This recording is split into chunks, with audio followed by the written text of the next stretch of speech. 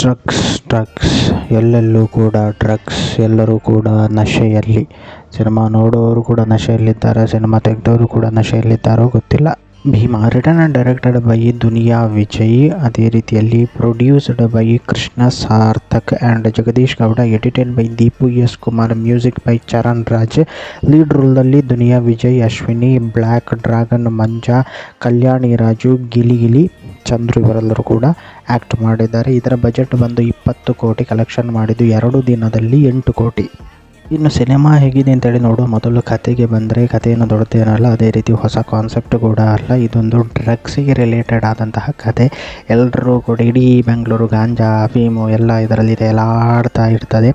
So ಅದಾದ ನಂತರ ಇದನ್ನು ಸಪ್ಲೈ ಮಾಡೋದು ಯಾರು ಕೇಳಿದರೆ ಬ್ಲ್ಯಾಕ್ ಡ್ರ್ಯಾಗನ್ ಮಂಜಾ, ಇವನೇ ಮೇಯ್ನ್ ವಿಲನ್ ಆಗಿರ್ತಾನೆ. ಸೊ ಯೂಶ್ವಲಿ ಹೀರೋ ಯಾರು ಕೇಳಿದರೆ ಬ್ಲ್ಯಾಕ್ ಕೊಬ್ರಾ ವಿಜಯ್. ಸೊ ಇವರ ಫ್ರೆಂಡ್ಸ್ಗಳು ಎಲ್ಲ ಸೇರಿ ಯಾವ ರೀತಿಯಲ್ಲಿ ಡ್ರಗ್ಸ್ ಮುಕ್ತ ಸಮಾಜವನ್ನು ಮಾಡ್ತಾರೆ. ಸೊ ಇದರಿಂದ ದುನಿಯಾ ವಿಜಯ್ ಅವರ ಪರ್ಸನಲ್ ಲೈಫಲ್ಲಿ, ಫ್ಯಾಮಿಲಿ ಲೈಫಲ್ಲಿ, ಅದೇ ರೀತಿ ಫ್ರೆಂಡ್ಶಿಪ್ಪಿನಲ್ಲಿ, ರಿಲೇಷನ್ಶಿಪ್ಪಲ್ಲಿ ಯಾವುದೆಲ್ಲ ರೀತಿಯ ಎಫೆಕ್ಟ್ಗಳು ಬರ್ತದೆ ಏನು ಅಂತ ಹೇಳೋದೇ ಕತೆ. ಒನ್ ಲೈನ್ ಸ್ಟೋರಿ ಅಂತ ಹೇಳಿದರೆ ಇದು.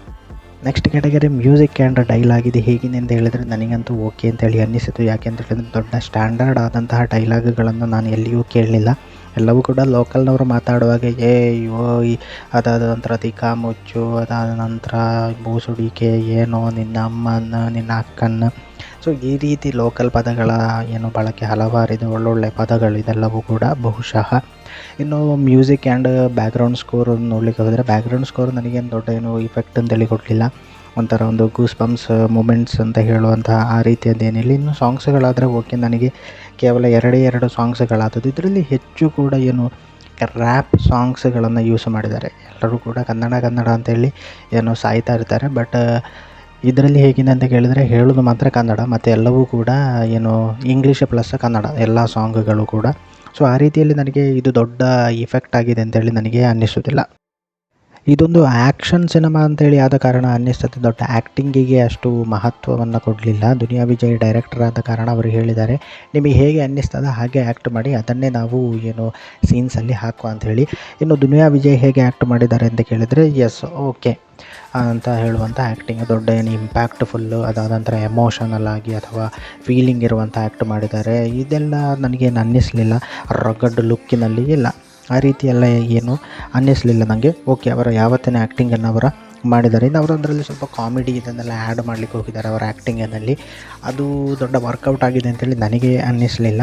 ಇನ್ನು ವಿಲನ್ ಹೇಗೆ ಅಂತ ಕೇಳಿದರೆ ಓಕೆ, ದೊಡ್ಡ ಆ್ಯಕ್ಟಿಂಗ್ ಎಕ್ಸ್ಪೀರಿಯೆನ್ಸ್ ಎಲ್ಲ ಬೇಡ. ಮೇ ಬಿ ಬಹುಶಃ ದೊಡ್ಡ ದೇಹ, ಗಡ್ಡ ಮಾತ್ರ ಇದ್ದಿದ್ದರೆ ಸಾಕು. ಅದಾದ ಮೇಲೆ ಸ್ವಲ್ಪ ನೆಲದ ಬೊಬ್ಬೆ ಹಾಕಿ, ಸೊ ಇದನ್ನೇ ನಾವು ಆ್ಯಕ್ಟಿಂಗ್ ಅಂತೇಳಿ ಕನ್ಸಿಡರ್ ಮಾಡ್ತೇವೆ ಅಂತ ಹೇಳುವ ಹಾಗೆ ಇತ್ತು. ಮತ್ತು ಹೀರೋಯಿನ್ ಕೂಡ ಅಷ್ಟೇ, ಅವರಿಗೆ ಆ ಕ್ಯಾರೆಕ್ಟರ್ಗೆ ಹೇಗೆ ಬೇಕೋ ಅದಕ್ಕೆ ಜಸ್ಟಿಫಿಕೇಷನ್ ಕೊಟ್ಟಿದ್ದಾರೆ. ಅದಾದ ನಂತರ ಅಚ್ಯುತ್ ಕುಮಾರ್ ಅವರು ಕೂಡ ಬಂದಿದ್ದಾರೆ. ಸೊ ಅವರನ್ನು ಪಾಪ 10 ನಿಮಿಷದಲ್ಲಿ ಕೊಂದೇ ಹಾಕಿದ್ದಾರೆ ಈ ಸಿನಿಮಾದಲ್ಲಿ. ಸೊ ಅವರು ಸಿನಿಮಾದ ಒಂದು ದೊಡ್ಡ ಮೇಯ್ನ್ ಪಾರ್ಟ್ ಅಂತೇಳಿ ಅನ್ನಿಸಲಿಲ್ಲ. ಅವರದೊಂದು 10 ನಿಮಿಷದ ಸಣ್ಣ ರೋಲ್ ಅಷ್ಟೇ. ಸೊ ಅವರಿಗೆ ಇನ್ನೂ ಕೂಡ ಆ್ಯಕ್ಟಿಂಗ್ ಸ್ಪೇಸ್ ಕೊಡಬೇಕಿತ್ತು ಅಂತೇಳಿ ನನ್ನ ಅನಿಸಿಕೆ. ಇನ್ನು ಯಾರು ಕೇಳಿದರೆ ರಂಗಾಯಣ ರಘು ಅವರು ಬರ್ತಾರೆ. ಸೊ ಆ ರಂಗಾಯಣ ರಘು ಅವರು ಕೂಡ ಬಂದದ್ದೊಂದು 5-10 ನಿಮಿಷ ಆದರೂ, ಬಟ್ ಬ್ರಿಲಿಯಂಟಾಗಿ ಆ್ಯಕ್ಟ್ ಮಾಡಿದ್ದಾರೆ. ಅದನ್ನೊಂದು ಫೀಲ್ ನಮಗೆ ಸಿಗ್ತದೆ. ಅದಾದ ನಂತರ ಇದರಲ್ಲಿ ನನಗೆ ತುಂಬ ಇಷ್ಟ ಆದದ್ದು ಯಾವುದು ಕೇಳಿದರೆ, ಅದರಲ್ಲಿ ಪೊಲೀಸ್ ಕ್ಯಾರೆಕ್ಟರ್ನಲ್ಲಿ ಲೇಡಿ ಪೊಲೀಸ್ ಆಫೀಸರ್ ಆಗಿ ಒಬ್ಬರು ಪ್ರಿಯಾ ಅಂತ ಹೇಳೋರು ಮೇ ಬಿ ಅವರು ಆ್ಯಕ್ಟ್ ಮಾಡಿದ್ದಾರೆ. ಮೇ ಬಿ ನನಗೆ ಅವರದ್ದು ಹೆಸರಷ್ಟು ನನಗೆ ಗೊತ್ತಿಲ್ಲ. ಅವರಂತೂ ಬ್ರಿಲಿಯಂಟಾಗಿ ಆ್ಯಕ್ಟ್ ಮಾಡಿದ್ದಾರೆ. ಅವರ ಪೊಲೀಸ್ ರೋಲಿಗೆ ಹೇಗೆ ಬೇಕೋ ಹಾಗೆ ರೀತಿ ಖಡಕ್ಕಾಗಿ ಅವರು ಮಾಡಿದ್ದಾರೆ. ಡೈಲಾಗ್ ಡೆಲಿವರಿ ಇದೆಲ್ಲವೂ ಕೂಡ ಚೆನ್ನಾಗಿತ್ತು. ಭೀಮನ ತಾಯಿಯಾಗಿ ಆ್ಯಕ್ಟ್ ಮಾಡಿದವರು ಕೂಡ ಒಳ್ಳೆಯದಾಗಿ ಆ್ಯಕ್ಟ್ ಮಾಡಿದ್ದಾರೆ. ಅದಾದ ನಂತರ ಬಾಕಿ ಯಾರಿಂದಲೂ ಕೂಡ ದೊಡ್ಡ ಆ್ಯಕ್ಟಿಂಗ್ ಅಂತ ಹೇಳಿ ನನಗೆ ಬರಲಿಲ್ಲ. ಕಾಕ್ರೋಚ್ ರವಿ, ಸೊ ಅವರು ಯಾರು ಆ್ಯಕ್ಟ್ ಮಾಡಿದ್ದಾರೆ. ಸೊ ಅವರದ್ದು ಕೂಡ ಒಳ್ಳೆಯದಿತ್ತು, ಆ್ಯಕ್ಟಿಂಗ್ ಇಲ್ಲ ಅಂತ ನಾನು ಹೇಳ್ತಿಲ್ಲ. ಸೊ ಅವರು ಎಲ್ಲರದ್ದು ಕೂಡ ಆ್ಯಾವರೇಜ್ ಆ್ಯಕ್ಟಿಂಗ್ ಅಂತೇಳಿ ನನ್ನದೊಂದು ಅನಿಸಿಕೆ. ಎಕ್ಸೆಪ್ಟ್ ರಂಗಾಯಣ ರಘು ಆ್ಯಂಡ್ ಅಚ್ಯುತ್ ಕುಮಾರ್ ತುಂಬ ಎಕ್ಸ್ಪೀರಿಯನ್ಸ್ಡ್ ಆಗಿದ್ದ ಕಾರಣ ಅವರದಷ್ಟು ಒಳ್ಳೆಯದಾದಂಥ ಒಂದು ಆ್ಯಕ್ಟಿಂಗ್ ಬಂತು. ಇಷ್ಟು ಆ್ಯಕ್ಟಿಂಗಿನ ಬಗ್ಗೆ ಇರುವಂಥದ್ದು. ಓವರಾಲ್ ಆಗಿ ಸಿನಿಮಾ ಬಗ್ಗೆ ಹೇಳಬೇಕು ಅಂತ ಹೇಳಿದರೆ ಅದೇ ಸೇಮ್ ಸ್ಟೋರಿ, ದೊಡ್ಡ ಫ್ರೆಶ್ನೆಸ್ ಏನೂ ಇಲ್ಲ. ಬರೀ ಡ್ರಿಂಕಿಂಗ್, ಸಿಗರೆಟ್ ಸೇದೋದು, ಆಮೇಲೆ ಮತ್ತೆ ಹೊಡಿ ಬಡಿ ಕೊಲ್ಲು ಮಚ್ಚು ಲಾಂಗು ಇದೇ ಇರೋದು. ಆಮೇಲೆ ಇದರ ನನಗೆ ದೊಡ್ಡ ವೀಕ್ ಅಂತೇಳಿ ಅನ್ನಿಸಿದ್ದು ಏನು ಕೇಳಿದರೆ, ಡೈರೆಕ್ಟರ್ ಪದೇ ಡ್ರಗ್ಸ್, ಇದು ನನ್ನ ಕತೆ ಡ್ರಗ್ಸಿಗೆ ರಿಲೇಟೆಡ್ ಆದದ್ದು ಅಂತೇಳಿ ತೋರಿಸಲಿಕ್ಕೆ ಏನು ಡ್ರಗ್ಸಿನ ಸೀನ್ಗಳನ್ನು ಒತ್ತಾಯಪೂರ್ವಕವಾಗಿ ಸೇರಿಸೋದು, ಒಂದು ಸೀನಿಂದ ಮತ್ತೊಂದು ಸೀನಿಗೆ ಜಂಪ್ ಆಗುವಾಗ ಅಲ್ಲಿ ಒಂದು ಡ್ರಗ್ಸ್, ಮತ್ತೊಂದು 10 ನಿಮಿಷ ಆಗುವ ವಾಪಸ್ ಡ್ರಗ್ಸ್ ಸೀನು. ಸೊ ಹೀಗೆ ಪದೇ ಪದೇ ತೋರಿಸಬೇಕಾದಂತಹ ಅವಶ್ಯಕತೆ ಇಲ್ಲ. ಆಮೇಲೆ ಮತ್ತೆ ಅದೇ ಹೊಡಿ ಬಡಿ ಕೊಲ್ಲು ಮಚ್ಚು ಲಾಂಗು ಇದೆಲ್ಲ ಧಾರಾಳವಾಗಿತ್ತು. ಫಸ್ಟ್ ಹಾಫ್ ಸಪ್ಪೆ, ತುಂಬ ಸಪ್ಪೆ, ದೊಡ್ಡ ಏನು ಸ್ಟೋರಿ ಏನೂ ಇರಲಿಲ್ಲ. ಸೆಕೆಂಡ್ ಹಾಫು ಕೂಡ ಆಲ್ಮೋಸ್ಟ್ ಅರ್ಧದವರೆಗೆ ಏನು ಸಪ್ಪೆ. ಅದಾದ ನಂತರದ ಲಾಸ್ಟ್ 30 ಮಿನಿಟ್ಸ್ ಆದ ನಂತರ ಒಂದು ಸ್ಟೋರಿಗೊಂದು ಗ್ರಿಪ್ ಬಂತು. ಸೊ ಅಲ್ಲಿಯವರೆಗೆ ತುಂಬ ಸಪ್ಪೆಯಾಗಿ ಹೋಗ್ತಾಯಿತ್ತು. ಇಂಟರ್ವಲ್ ಕೂಡ ಹಾಗೆ ಸಪ್ಪೆ. ಇಂಟರ್ವಲ್ ಏನು ಚೆನ್ನಾಗಿರಲಿಲ್ಲ. ಇಂಟರ್ವಲಲ್ಲಿ ದೊಡ್ಡ ಏನು ಗೂಸ್ ಬಂಪ್ಸ್ ಸೀನ್ಸ್ ಅಥವಾ ಏನು ಇಂಟ್ರೆಸ್ಟಿಂಗ್ ಆಗಿರುವಂಥ ಟ್ವಿಸ್ಟ್ ಇದು ಯಾವುದೂ ಕೂಡ ಇರಲಿಲ್ಲ. ಆಲ್ಮೋಸ್ಟ್ ಕತೆ ಬಂದದ್ದೇ ಸೆಕೆಂಡ್ ಹಾಫಿನ ಕ್ಲೈಮ್ಯಾಕ್ಸಿಗೆ ಆಗುವಾಗಲೇ ಅಷ್ಟೇ.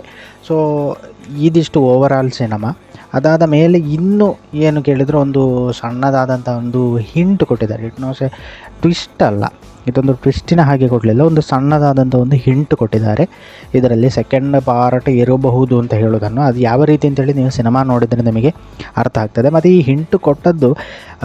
ಹಿಂಟು ಕೊಟ್ಟದ್ದಕ್ಕೂ ಅದಾದ ಮೇಲೆ ಇಷ್ಟು ಸ್ಟೋರಿ ಆದದಕ್ಕೂ ಯಾವುದೇ ಸಂಬಂಧ ಇಲ್ಲ, ನನಗಂತೂ ಕಾಣಲಿಲ್ಲ ಎಲ್ಲಿ ಕೂಡ ಸಂಬಂಧ. ಸೊ ಇದಿಷ್ಟು ನನ್ನದು ಓವರಾಲ್ ಸಿನಿಮಾದ ಬಗ್ಗೆ ಇರುವಂತಹ ಒಂದು ಅಭಿಪ್ರಾಯ. ಎಬೋವ್ ಆ್ಯಾವ್ರೇಜ್ ಆದಂತಹ ಸಿನಿಮಾ. ಕತೆ ಏನೋ ಚೆನ್ನಾಗಿದೆ, ಬಟ್ ಸ್ಕ್ರೀನ್ ಪ್ಲೇ ಚೆನ್ನಾಗಿಲ್ಲ, ಕೆಲವೊಂದು ಸೀನ್ಸಿಗೆ ಲಿಂಕ್ ಇಲ್ಲ. ಅದಾದ ನಂತರ ಇದರ ಡ್ಯೂರೇಷನ್ ಕೇಳಿದರೆ 2.5 ಗಂಟೆಯ ಸಿನಿಮಾ. 2 ಗಂಟೆ ಬಹುಶಃ 30 ನಿಮಿಷವ ಅಲ್ಲ 25 ನಿಮಿಷ. ಸೊ ಆ ರೀತಿಯ ಡ್ಯೂರೇಷನ್. ಸೊ ಇಷ್ಟೆಲ್ಲ ಡ್ಯೂರೇಷನ್ ಬೇಡ, ತುಂಬ ಕಟ್ ಮಾಡ್ಬೋದು ಈ ಸೀನ್ಗಳನ್ನು, ಅನಾವಶ್ಯಕವಾದಂತಹ ಸೀನ್ಗಳನ್ನೆಲ್ಲವನ್ನು ಕೂಡ.